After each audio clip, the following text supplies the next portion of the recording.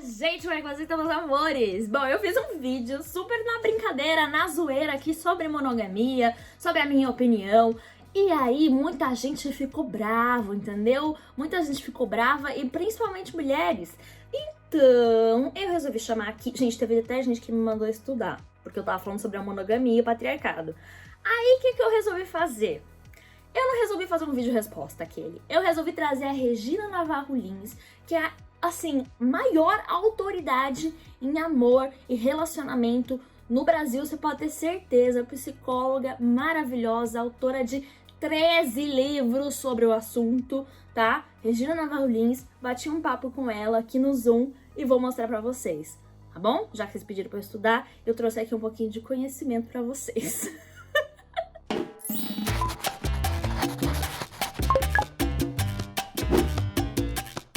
Eu sou Regina Navarro Lins, eu sou psicanalista, escritora. Eu, durante muito tempo, eu só atendia no consultório e dava aula na PUC do Rio, aula de psicologia no Departamento de Comunicação Social.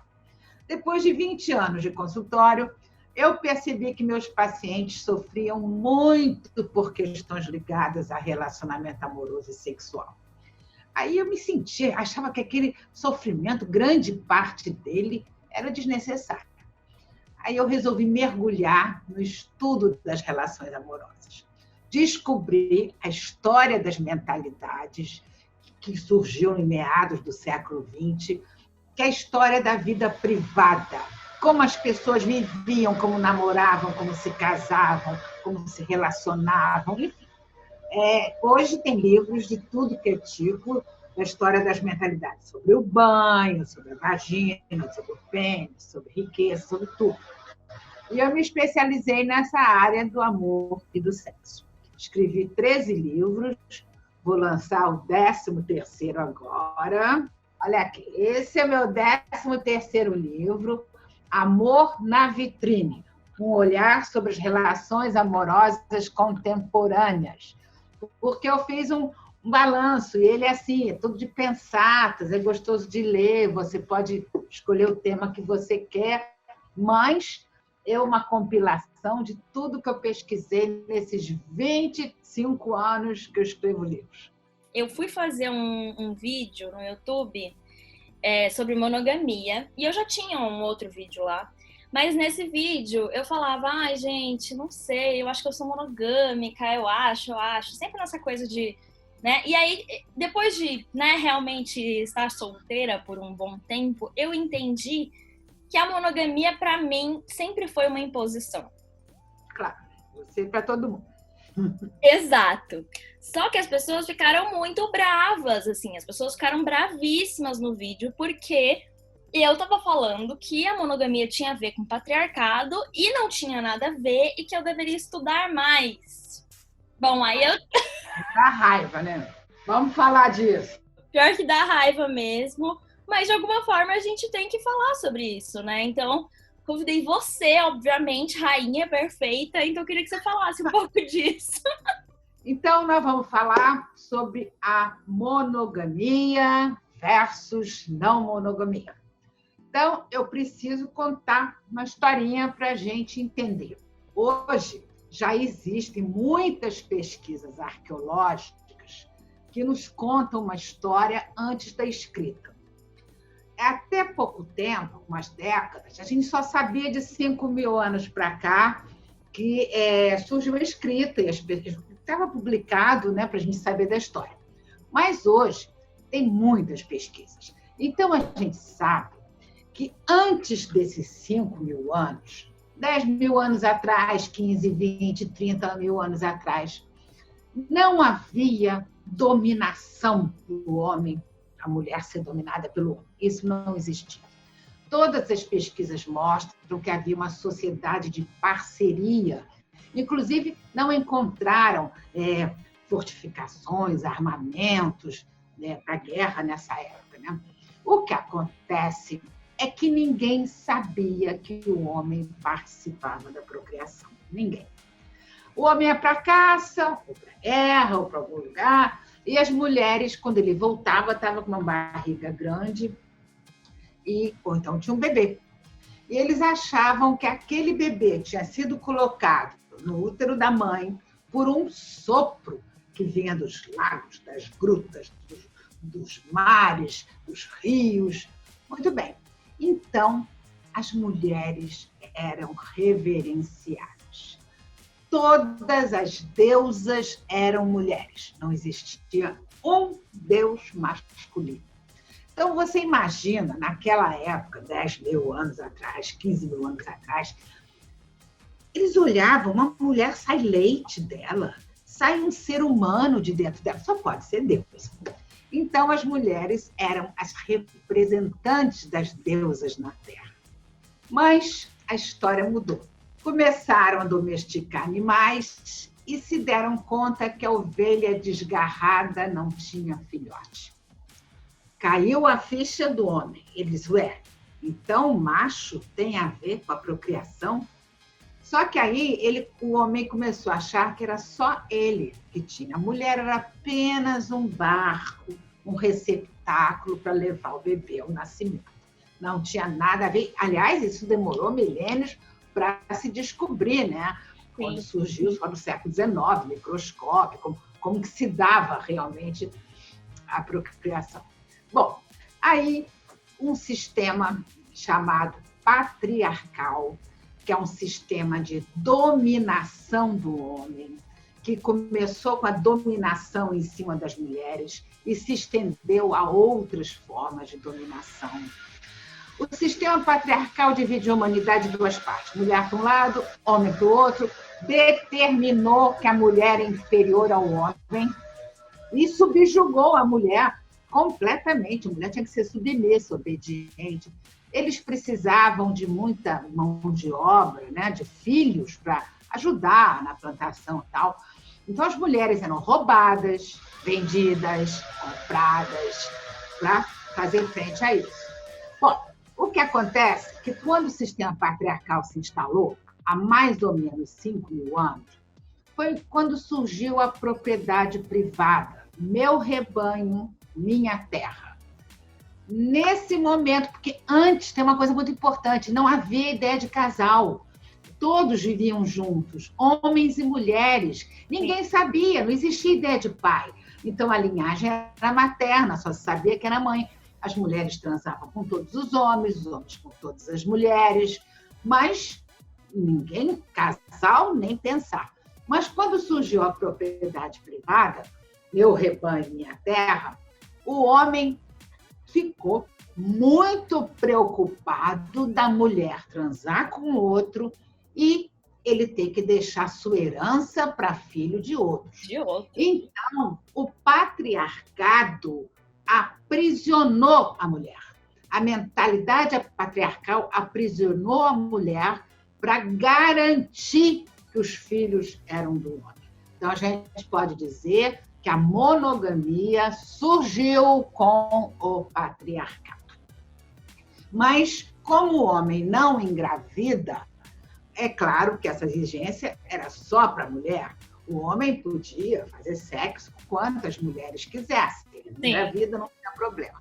E a história veio assim, sempre exigida a monogamia da mulher por conta da gravidez, não é? Então, a gente vem vindo essa exigência, esses 5.000 anos, porque o que aconteceu nesses 5 anos? A opressão da mulher foi um absurdo, né? As mulheres eram humilhadas, violentadas, queimadas vivas. Aí no século XVI, as mulheres foram acusadas de terem feito sexo com o diabo, as feiticeiras, eles diziam que tinham feito sexo com o diabo, eram torturadas, queimadas vivas. Então, a história da monogamia é uma história de um absurdo total. A monogamia não é uma coisa que as pessoas escolhem. Apesar de todos os ensinamentos que a gente recebe, né? Da escola, da família, da igreja, dos vizinhos, todos os lugares nos ensinam a gente colocar nossa energia amorosa e sexual numa única pessoa. Mas não é isso que acontece. Sim, e as pessoas querem falar que é natural. Tipo, tinha gente comentando a monogamia, comentando que a monogamia é natural. A monogamia na nossa cultura, ela é uma imposição, ela é um imperativo. Então, as pessoas nem questionam isso. Tem coisas assim muito curiosas, né? Porque, por exemplo, a gente pode discutir se monogamia é melhor que a não monogamia, abre-se uma discussão sobre isso.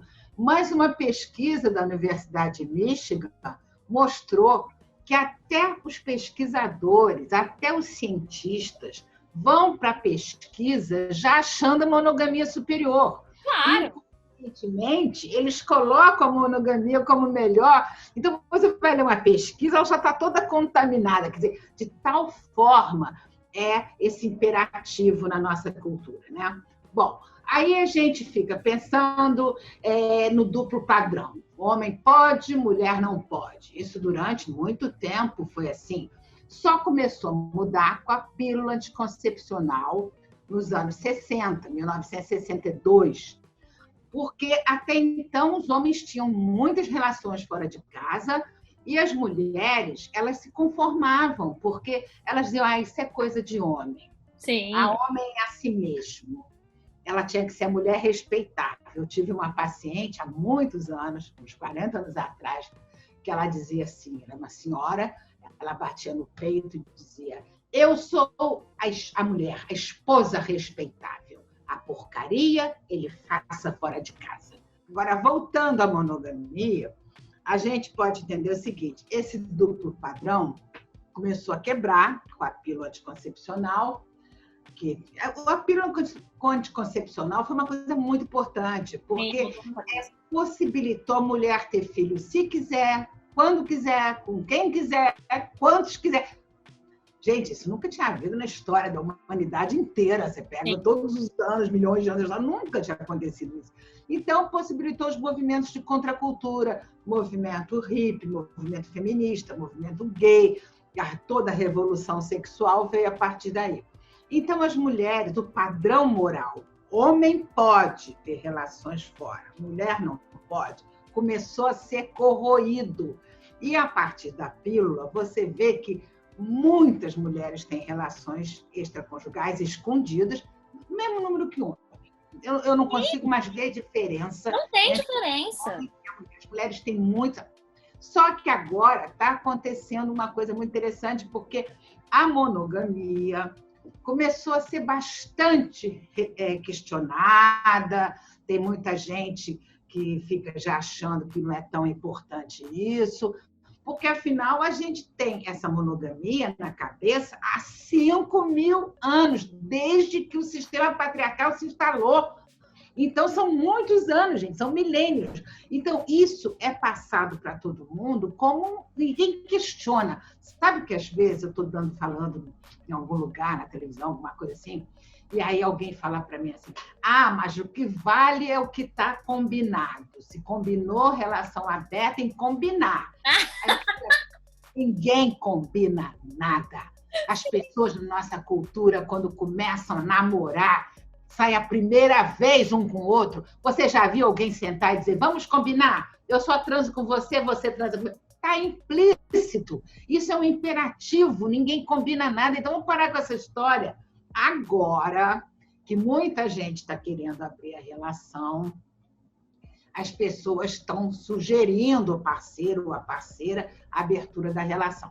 E isso está acontecendo porque o amor romântico, que é o amor que começou no século XII, mas nunca pôde entrar no casamento. O casamento era feito por interesses econômicos das famílias.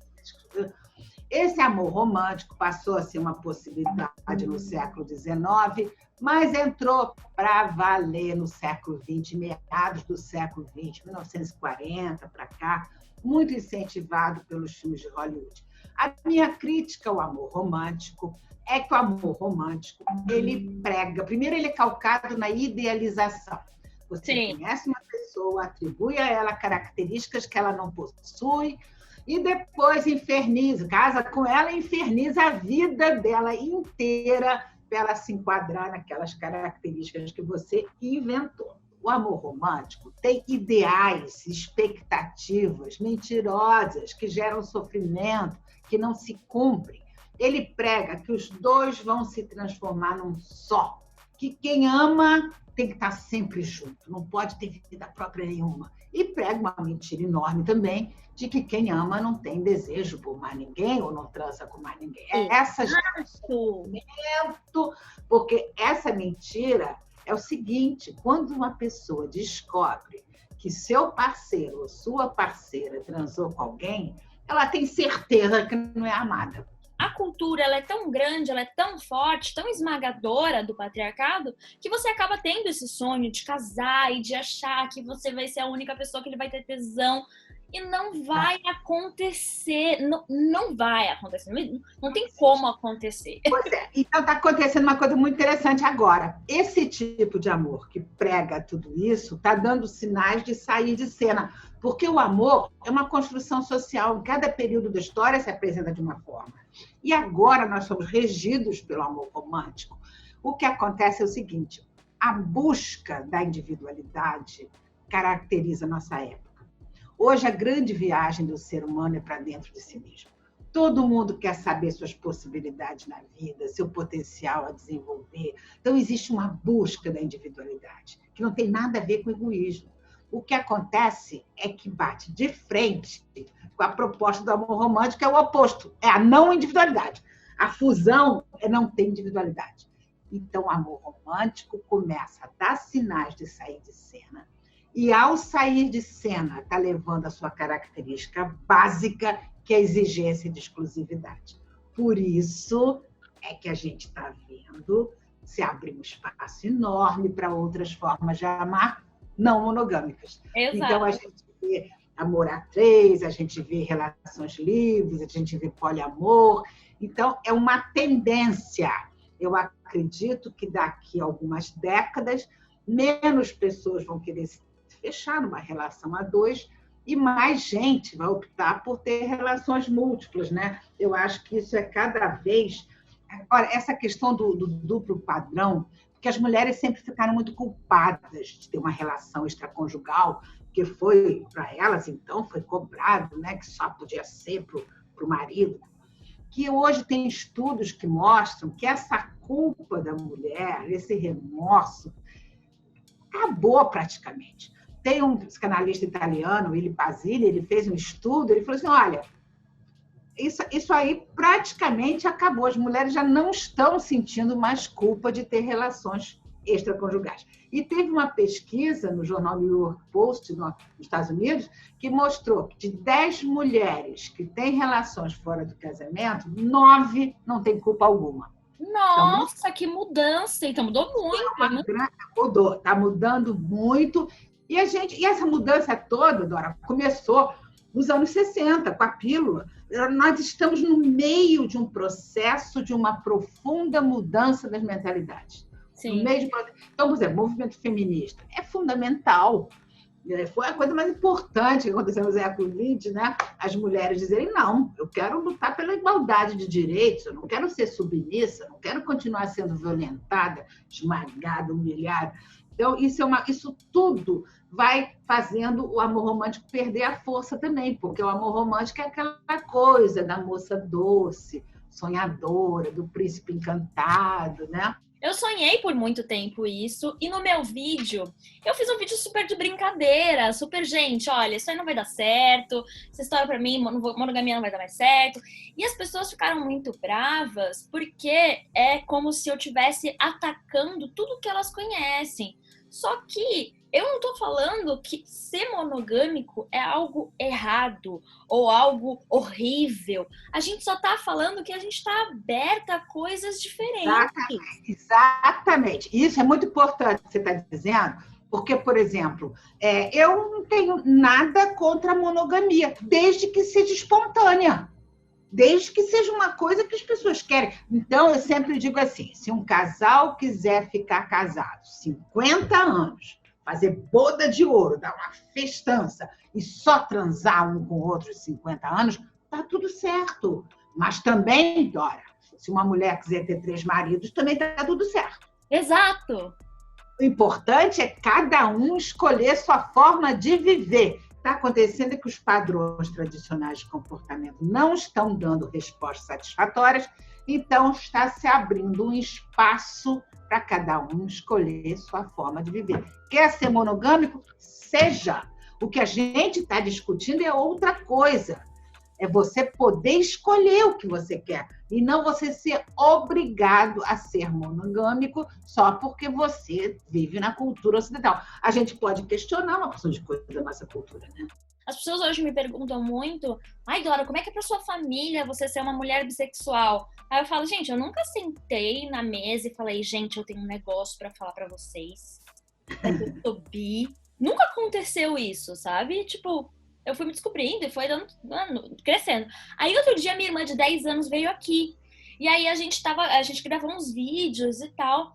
E até me fizeram a pergunta se ela sabia e tal, que eu era bissexual. Eu nem perguntei nada, porque eu falei assim, gente, Dia das Crianças, vamos falar sobre coisas mais de criança, né? Aí depois terminou, eu desliguei a câmera, aí a gente foi conversar e ela olhou pra mim e falou que não me via mais em um relacionamento heteromonogâmico. Ela falou? Sim, e que ela super me veria tendo relacionamento com uma mulher e com um homem ao mesmo tempo. Aí eu falei, é isso? É isso? Olha, essa questão da bissexualidade é muito interessante a gente falar, porque é o seguinte, o sistema patriarcal, além de determinar que a mulher é inferior e além de trancar a mulher porque iniciou a monogamia com ele, além disso, ele definiu um ideal masculino e um ideal feminino. Então, o ideal masculino, o homem tem que ter força, sucesso, poder, coragem, ousadia, nunca broxar, nunca falhar em nada, ganhar dinheiro. E os homens ficaram perseguindo isso, competindo com os outros homens e tal. E as mulheres, o ideal masculino é a mulher o quê? Submissa, obediente, cordata, não sabe nada, roupinha. Esse é o ideal masculino. Então, ele o dividiu homens para um lado, mulher para o outro. Só que nós todos, homens e mulheres, somos fracos e fortes, corajosos e medrosos, passivos e ativos. Depende das circunstâncias e das características de personalidade de cada um. Sim. Então, você começa a perceber que a fronteira entre masculino e feminino, essa fronteira tão rígida que sempre separou o masculino, o homem não chora, Sim. Homem, isso que é ideologia de gênero. O homem usa azul, mulher usa rosa. Ideologia de gênero é isso que o sistema patriarcal fez, é isso que a mentalidade patriarcal faz. O homem não chora, mulher não pode ter uma profissão que tem que ter decisões.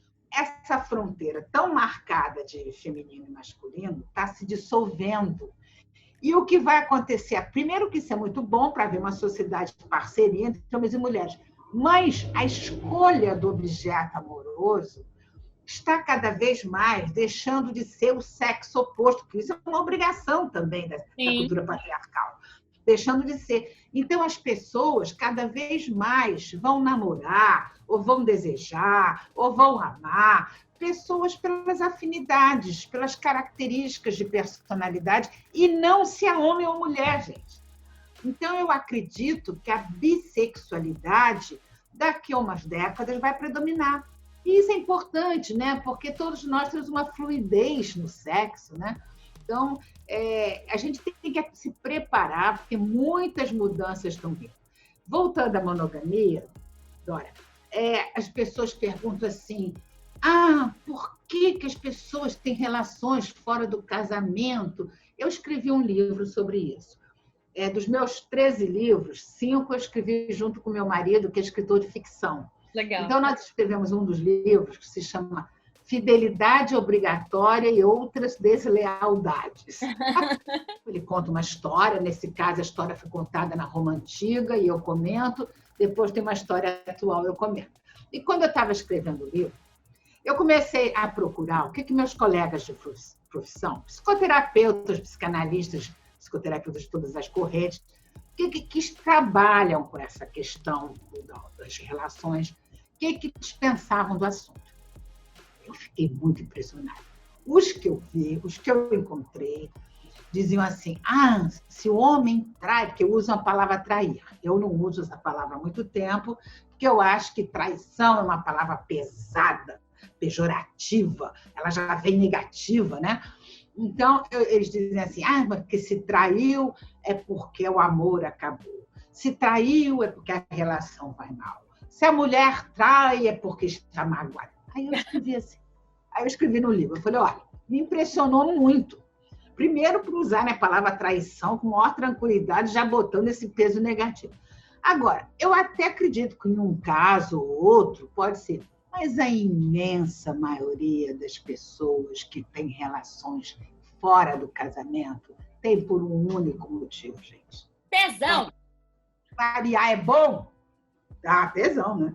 O tesão, variar é bom. Quem que não sabe que variar é bom? Então, o tesão é que leva a pessoa a sentir vontade de variar. Porque nós temos muitos estímulos. O tempo todo nós somos influenciados por muitos, recebemos muitos estímulos. Você pode reprimir, mas você não pode impedir de existir. Eu passei por boa parte da minha vida, Regina, sem conseguir falar com outros homens direito, porque eu tinha medo de trair. Era tipo o maior medo da minha vida. Eu não posso trair, porque é horrível, sei lá o quê. Então, assim, acho muito importante a gente falar sobre isso. E trair, essa coisa, né? De, ai, meu Deus, traição, como se você tivesse, sei lá, traiu um amigo, traiu um sócio, uma coisa, né? Imagina, roubado dinheiro da empresa, do seu melhor amigo. Tipo... É traição, né, Dora? Aí é traição. Mas eu fico muito feliz de ter essa conversa com você, acho tão importante. E eu espero que as mulheres, pelo menos uma mulher, entenda que, assim, tudo bem você querer ser monogâmica, tudo bem, não tem nenhum problema. Só que você julgar outra pessoa por essa pessoa não querer ser monogâmica é um absurdo, porque você não pode... Aqueles modelos, né? Tudo em quadradinho, modelo. Não, gente, olha, as pessoas sofrem muito. As pessoas sofrem com suas fantasias, desejos, medos, culpas, frustrações. Vamos contribuir. O ser humano, homens e mulheres, podem viver muito melhor do que vivem nessa área. A gente tem que contribuir, cada um escolhe a sua forma de viver e aceite com tranquilidade a forma que os outros escolheram. Mas tem muita gente que quer escolher a própria forma de viver e quer que todos escolham a forma que ela escolheu, né? Você ter uma relação monogâmica ou não vai ser a escolha do casal, vai ser dos dois. Então, se você quer ser monogâmico, as pessoas têm que pelo menos entender o que é a monogamia, de onde ela veio, e a partir daí fazer uma escolha. E depois é o seguinte, né, Dora? Todos têm que refletir sobre as crenças aprendidas. A gente aprendeu tanta coisa equivocada, né? Desde que a gente nasce. Olha, é pelas músicas, pelas novelas, pelo cinema, pela propaganda de televisão, por tudo. É tudo colocar tanta crença na nossa cabeça. Então, nós temos que refletir sobre as crenças, sobre toda essa moral que põe chapa todo mundo, para a gente poder se livrar do moralismo dos preconceitos. Agora, eu sempre digo uma coisa. Para isso, tem que ter coragem. Porque tem muita gente que está infeliz, mas se agarra aos padrões conhecidos porque tem medo do novo, o desconhecido gera insegurança, então fica naquela vidinha encolhida, né? O Freud dizia assim, que existem duas formas de buscar felicidade. Uma, você buscar ter prazer, né? Você ir lá buscar. E a outra é você se encolher. A outra é você só fugir do desprazer. E a outra é você buscar intensamente viver o prazer. Então, vamos buscar viver o prazer. A vida não é muito longa. E eu acho que a gente pode refletir sobre tudo isso, viver melhor e contribuir para as pessoas que a gente convive também viverem melhor. Ai, muito obrigada. Daqui a pouco vai desligar aqui, né? Porque só pode 40 minutos, que eu não pago o Zoom. Então, eu vou convidar todo mundo para ver no meu Instagram. Regina Navarro Lins, no meu Instagram. Então vão lá, gente, no Instagram. Muito obrigada, Regina. Você é, tipo, minha ídola do universo. Você lembra? Eu chorei quando te vi. Você faz um trabalho muito legal, Dora. Muito legal levar as pessoas a refletirem, a pensarem. Parabéns. Um grande beijo, viu, meu amor? Beijinhos. Tchau, tchau.